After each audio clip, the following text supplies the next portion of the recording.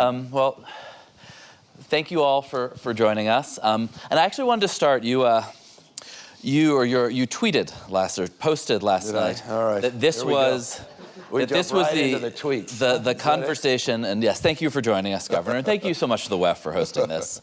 This is the conversation that Donald Trump tried to cancel. Oh. Don't miss it, 11:30 Pacific. Thank you to our Pacific time viewers. Yeah. In fact, this is a different conversation in the WEF's defense. It was the privately run USA House, which is endorsed by the State Department, funded by big American companies, which did pull an event with you with Fortune yesterday. Yeah. And I guess I wondered to begin with, what does that tell you about the way the U.S. private sector, which is really very heavily represented here, so you're going to get me in trouble right off the bat. Political moment. I looked at I admit, looking at the list, McKinsey and Microsoft and a few California companies. So what the hell are they even talking about? But it's indicative, I think, of America. For those of you who are not American, it gives you a sense of what we're up against and what's happening across my country and what happened here in Davos. I was going to speak last night. It was a well-established event at the USA House. Simple conversation, discussion. After Trump's speech, they made sure that I didn't. They made sure it was canceled. And that's what's happening in the United States of America. Freedom of expression, freedom of assembly, freedom of speech. It's America in reverse. They're censoring historical facts. They're rewriting history. They're censoring books, 340 books, libraries, and in schools, banned in the United States of America. You're watching institutions. Any institution of independent thinking is under assault and attack by the Trump administration. You're seeing what's playing out in the streets of American cities, what played out in California, the second largest city in the United States of America. 4,000 National Guard were federalized. 700 active duty Marines were not sent overseas. They were sent to my largest city in the state of California. Masked men. Guy Greg Bovino, dressed up. It's as if he literally went on eBay and purchased SS garb. Greg Bovino, secret police, private army, masked men, people disappearing quite literally, no due process. Windows being smashed, seatbelts on, being, literally just sort of cut off, people dragged in the streets, kids separated from families, knocking on doors, racially profiling American citizens. So is it surprising the Trump administration didn't like my commentary and wanted to make sure that I was not allowed to speak? No, it's consistent with this administration and their authoritarian tendencies. But forgive me. These are objective facts. But I would say this was not, just to be clear, this was a private enterprise endorsed by the State Department, but these are a lot of decisions are being made by private companies right now. This is, this is a capital. This is probably the central global gathering of CEOs. And I guess I wonder if you can give me a review of how you see these folks. And you know your way around this world. How you see those people behaving. Society becomes how we behave. We are our behaviors. We're not bystanders in this world. The world we're experiencing happened on our watch. So in the relationship to your question, yeah, they're complicit in some respects to this moment. And forgive me, you brought up a tweet, but part of my approach has been a little more aggressive than perhaps a lot of American politicians. I created a Patriot site. On the site, you can go. There are knee pads that are available to purchase. The last round of knee pads sold out, just as our law firms are selling out. Many American universities are selling out. And yes, many corporate leaders are selling out to this administration, selling out our values, selling out our future, selling out what makes America great. And it breaks my heart. And people need to stand up. People need to, courage of their damn convictions. We're the 250th anniversary of the United States of America this year. It's the 250th anniversary. The best of the Roman Republic, Greek democracy, co-equal branches of government, the rule of law, popular sovereignty. Tell me that reflects the America you read about today. There's no rule of law. It's the rule of dawn. I hope for Europeans, it's dawning on you. It's not the rule of law. You don't have co-equal branches of government. You have a supine Congress. You don't have a Speaker of the House. It doesn't exist. Popular sovereignty being challenged every single day by voter suppression, trying to rig elections. I mean, heck, Donald Trump tried to steal the election, the last election, tried to light democracy on fire, and then pardoned everyone that participated in that. Is anyone paying attention to what the hell is going on in the United States of America? So my state of mind is a little different, perhaps, than many others. I won't be complicit at this moment. I won't. I can't. I can't look my kids in the eyes. And so I'm just blessed that I get to represent a state that's larger than the size of 21 U.S. states combined. Where 27% of us are foreign-born, we practice pluralism. That's a word you haven't heard in America in a year. Where we dominate in every critical category in terms of energy and daring and entrepreneurialism and innovation. Look, give me a category. In California outperforms, fourth largest economy in the world. And so we can punch above our weight. We can come here with formal authority and a little moral authority. And I tell you, we need a little moral authority in our body politic in the United States of America today. Governor, how do you balance? Good morning, everybody. Sorry, I figured we would.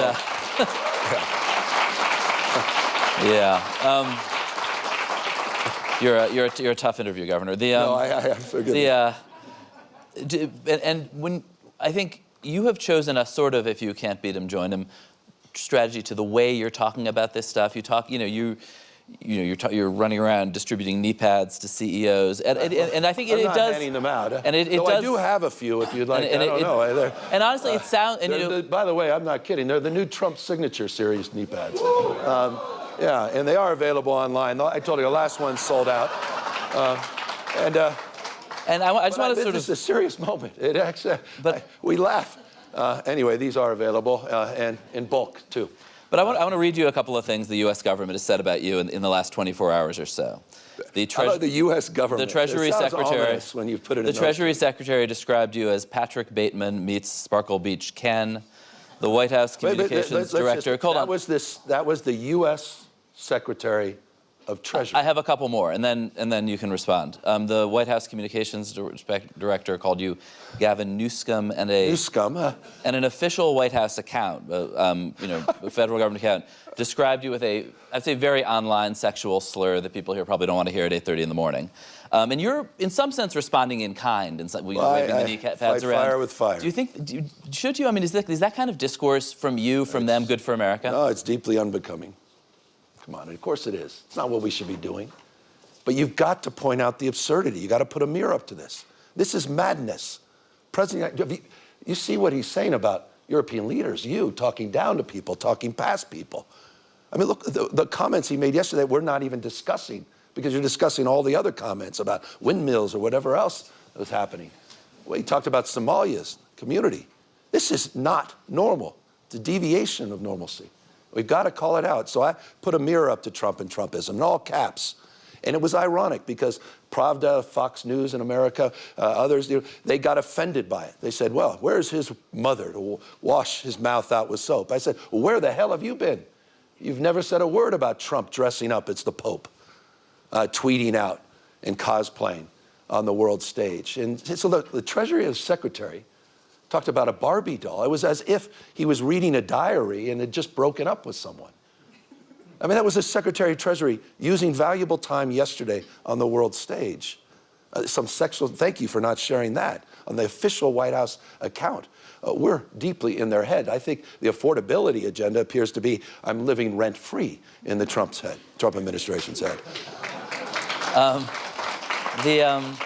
The most talked about speech here in Davos actually wasn't Donald Trump's address yesterday. It was the Canadian Prime Minister. Forgettable speech yesterday. It was Canadian Prime Minister Mark Carney the day before, who talked about, I don't know, in large terms, the middle powers, everybody except for China and the U.S. really had to adapt permanently to a world without American leadership.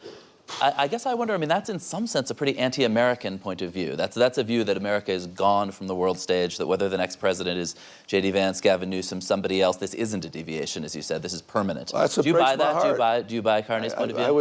I felt there was moments, and forgive me, I should be cautious making this statement. I don't want it to be overanalyzed, but when I was listening to the EU president speak, there were moments where I said, that used to be us.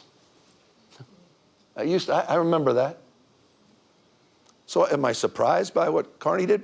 Quite the contrary. I thought I had more leaders from the United States quietly send me, not publicly, not enough standing up publicly, the transcript of that speech saying, wow.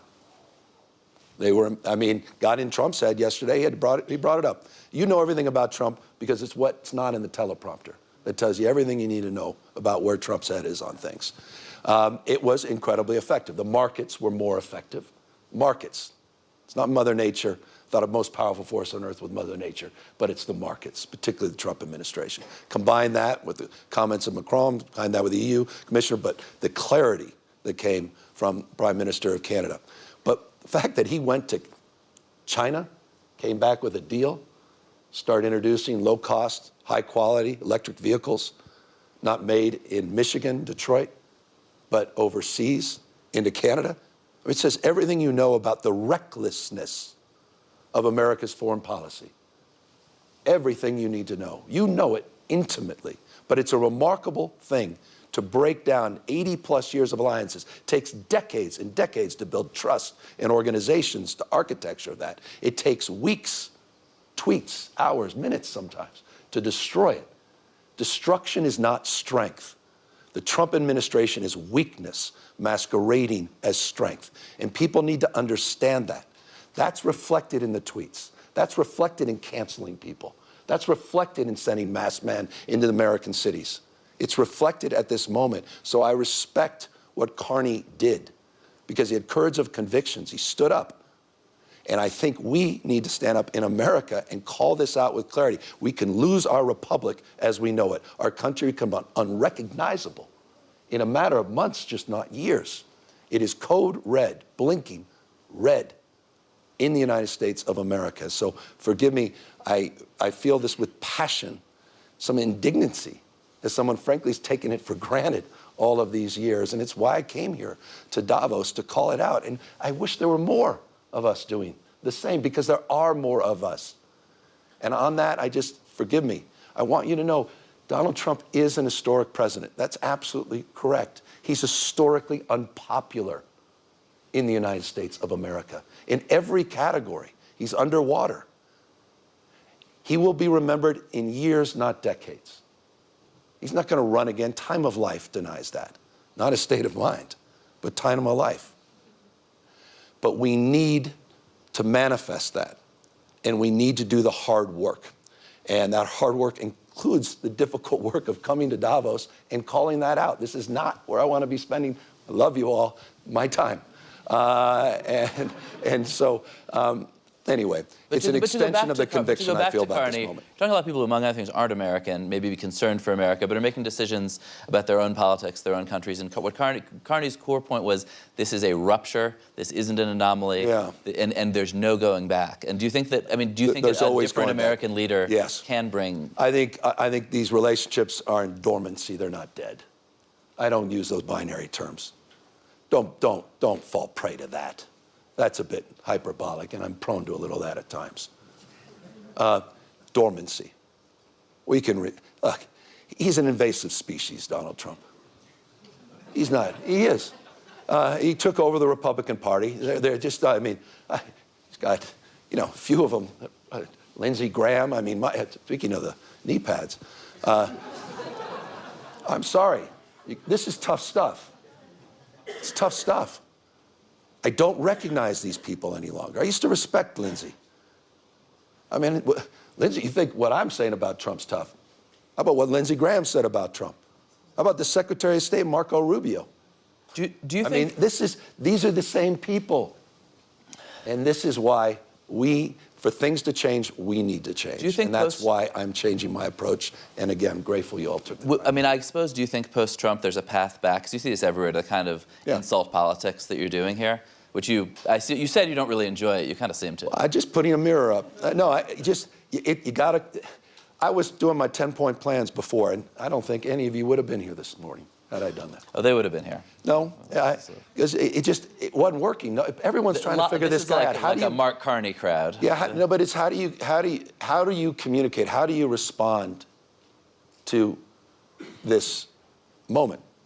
And for me, it's about iteration. It's an entrepreneurial spirit. It's a very California mindset. You got to keep increasing the number of tries. And I was trying everything, wasn't working, wasn't breaking through. Democratic Party, writ large, wasn't breaking through. And we decided the only way to address Trump is quite literally to fight fire with fire. I did an initiative, Prop 50 in California. It was to reflect the fact that Donald Trump called an American politician and said in the middle of the decade to the governor of the state of Texas, I am entitled, Greg Abbott, to 5 seats. And I need you to redraw district lines, mid-year redistricting, to rig the 2026 election before one vote is cast. What the Trump administration expected we were going to do, as good Democrats do, we might write an op-ed. And we may, all go out and just say, this is just so wrong. And all of us would be applauding and say, yes, yes. And, as he's consolidating power. Instead, we went out and we redraw our maps. And we also drew a line in the sand. And I think that's what's required at this moment. And he cesses out weakness like no one else. That's his great strength. That's his gift. But you punch back. You fight fire with fire. You display conviction and strength. It's a different relationship. And so my relationship to this moment is reflected in that. I'm not naive.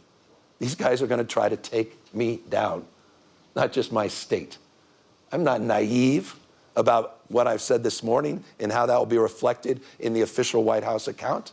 I'm not naive about the fact that he threatened to prosecute the Fed chief in the United States of America that has subpoena against another sitting governor, Tim Walz, who's literally going after his enemies with the FBI and the DOJ and these power ministries. I'm not naive about any of this. I'm not naive about the corruption and the graft at a scale we've never seen in American history. I'm not naive about folks writing billion-dollar checks to Witkoff, to Jared Kushner, for this new peace deal they're announcing today. I'm not naive about the fact that the President of the United States made $1.5 billion+ in the last 12 months, personally. How the hell are we putting up with this? We have to call this out. Unprecedented in American history, happening in real time on our watch. We have to be held to a higher level, all of us, myself notably, to a higher level of accountability at this moment. I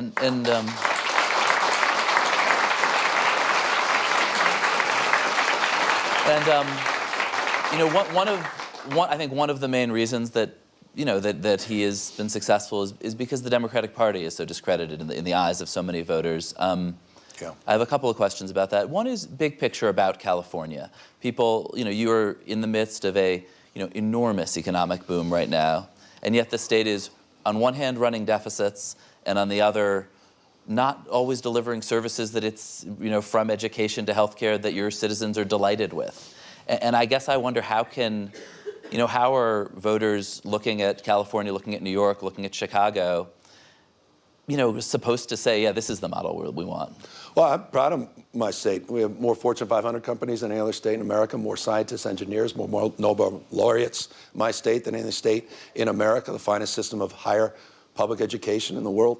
We have 18% of the world's R&D, China 22%, Germany 21%, California 18% of the world's R&D. We're the center of the universe as it relates to AI.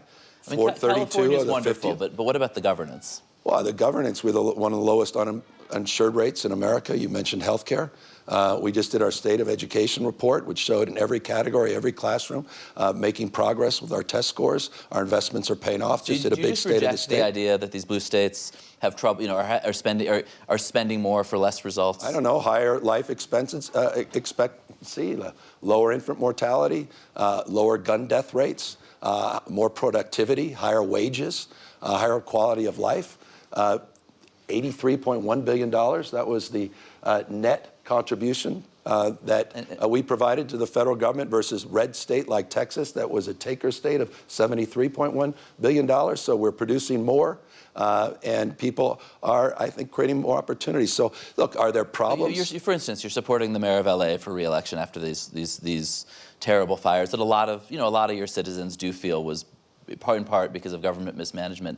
Do you just reject that narrative that the government has anything to do with these things? I absolutely accept that we all should be held to a higher level of accountability in terms of our governance, and I think there's many areas of reforms that are necessary, and so many areas of reforms that were underway. We can get into the specifics of any one of these issues, but the general notion that in the middle of winter, with 100-mile-an-hour winds that were attached to a fire, that somehow, by the way, there were 16 major fires in Southern California over a 2-week period, that somehow that had to do with fire hydrants is rather preposterous. And it was shape-shift because of the complete bullshit that came from Donald Trump and Elon Musk, saying somehow the sprinklers didn't work and the fire hydrants didn't work because we didn't turn on a valve in Northern California. These are literal words from the Trump administration. So I do reject that. Do I reject this notion of being self-critical about governance and management across the spectrum? No, that's fair game. And probably the biggest governance issue, policy issue, fueling right-wing parties in the United States around the country is immigration. And you know, I think liberal parties, again, in the U.S. and around the world, had a posture of welcoming immigrants that it just turned out a lot of Americans, a lot of Californians, but more Americans are unhappy with. Illegal immigration, the out-of-control border, but also it's the last issue on which Trump, though his numbers have been sliding, remained somewhat popular. And I guess I wonder, do you think that your party went too far, or that you went too far? And I think, for instance, you know, in extending Medi-Cal to the California healthcare program to undocumented immigrants. Like, do you? Well, two different I guess questions. on the big picture and the small picture, Yeah. do you feel like you went too far? Two different questions. Do I believe in universal health care? Yes, regardless of pre-existing conditions, ability to pay, and your status. I campaigned on that, and we delivered on that, and I'm proud of that. We're one of 16 states to provide care to people regardless of their immigration status. By the way, we have universal care in emergency rooms, and you pay the price on the back end, at least Americans, for that, regardless of your immigration status. But the issue of immigration, Donald Trump is very unpopular on immigration. He's successful on the border, separate issue, connected. And yes, the Democratic Party failed in the last few years on the border. And yes, I was critical of that.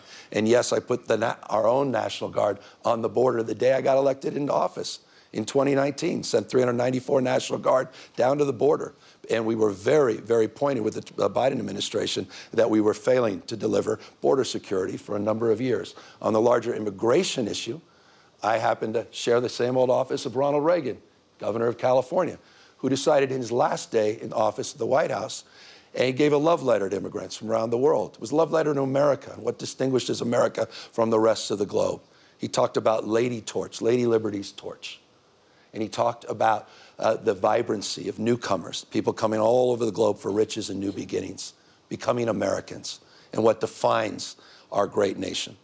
And that's the spirit that defines my mindset. Getting first-round draft choices around the rest of the world is what makes California so vibrant.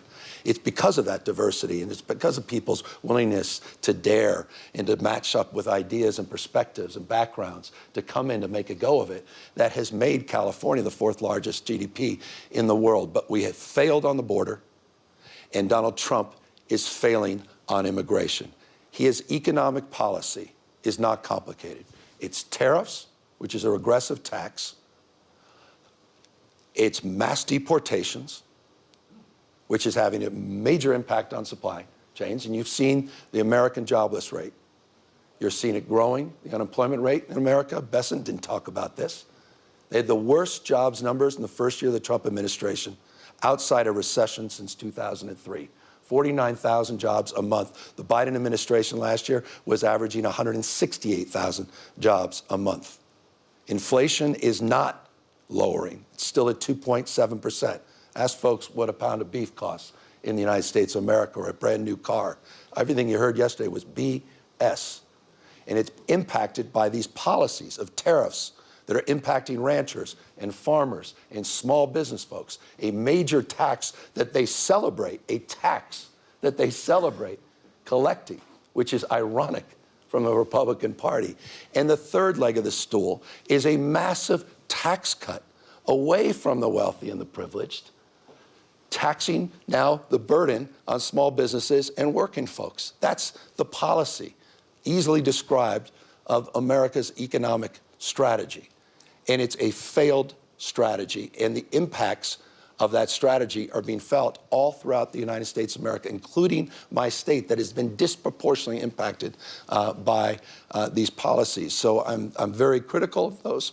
I'm critical of our assault on institutions of higher learning, research, institutions that have literally been, they're part of that formula for success. The rest of the world gets that. And he's putting sand in the gears across that spectrum. And in California, again, is fighting and pushing back. And some of those first-round draft picks got incredible contracts and are now made quite a lot of money and are now very freaked out, threatening to leave California over a proposal that, just to be clear, you oppose, to for a sort of one-time tax on the wealth of the very, very, very wealthy Californians. And I guess I want to ask you two questions. Yeah. One is, I was talking to somebody progressive here who said, this guy's basically a fake populist. He talks a good game about the billionaires. Here is an actual proposal that they're unhappy about, and you're on the other side. You're standing with Elon Musk and David Sachs on this. Why is that? Well, one-time wealth tax at a state level that almost exclusively goes to solve one problem, healthcare, and not solving for larger issues like education, supporting police officers and firefighters, and starves the rest of the general fund, that has had already the impact of people moving out of our state and impacting then the annual income tax collection, is not something I support. And by the way, vast majority of labor does not support as well. And that's reflected in my opposition. What's not reflected in my opposition, quite the contrary, is my advocacy for progressive taxes that does tax the wealthy disproportionately. Do you have a theory for I've how been to a tax strong advocate for that. Do you have a theory on how to tax this particular group who often kind of live in this, and I'm sure, maybe people in this room who do this, but who live on debt, who have no income and live on these sort of giant revolving loans? Yeah, I mean, when you could have that conversation. I think the wealth tax is sort of an attempt to get at that. Yeah, but at a national level, we're competing with 50 states. Capital flows and move, that's real. It's not imagined. It's very, very real. So we have a progressive tax structure, the most progressive in the country. By the way, states like Texas and Florida have the most regressive tax structures. They tax their lowest wage earners more than we tax our highest wage earners. They are the high tax states. We have the highest tax rate for the 1%. But for working folks and middle class, it's a very different tax structure. That's the approach we promote. That's the approach that we advance in our state. But again, our state of mind as it relates to the issue of a state-by-state wealth tax, the impact of that has to be considered in the context of how freely capital can move and how that's already occurred. It's not just an assertion, it's an evidence already in the state of California as it relates to a proposal that hasn't gone on the ballot, a proposal that has never gotten through the legislature, and a proposal that likely, if it did get on the ballot, will lose. Would you campaign against it? I'm opposed to it. It's already had, I think, a very negative impact on the state, and it's a badly drafted initiative.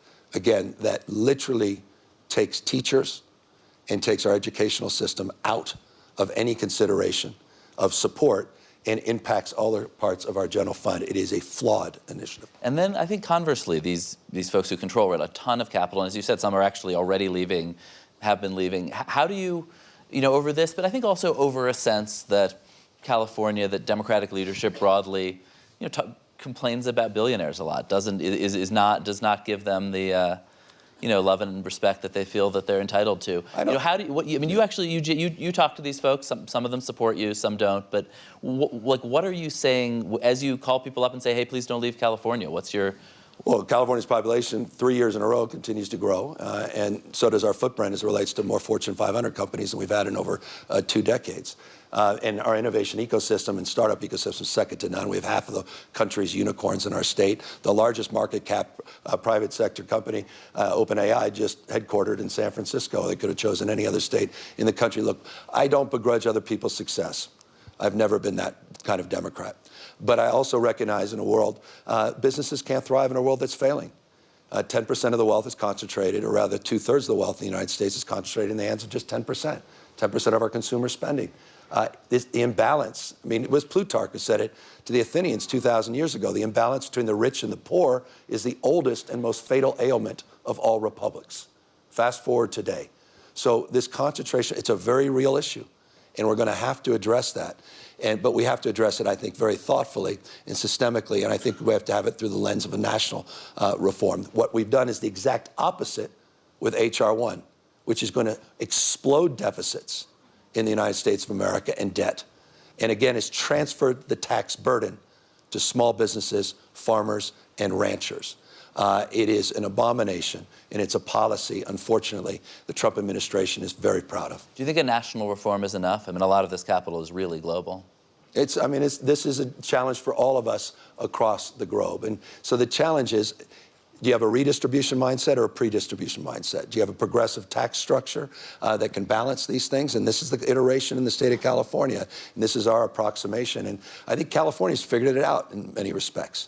I mean, our entire entrepreneurial system is thriving in our state. We're, I think, found that balance. We had the highest contribution of venture capital last year in our history, $106 billion. 68% of it went back into the state of California, despite our progressive tax structure. Well, from the tweets to Plutarch, thank you. Thank you so much, Governor. Thank you, guys. Thank you, everybody, for being here. Thank you. Thank you. From the tweets to Plutarch.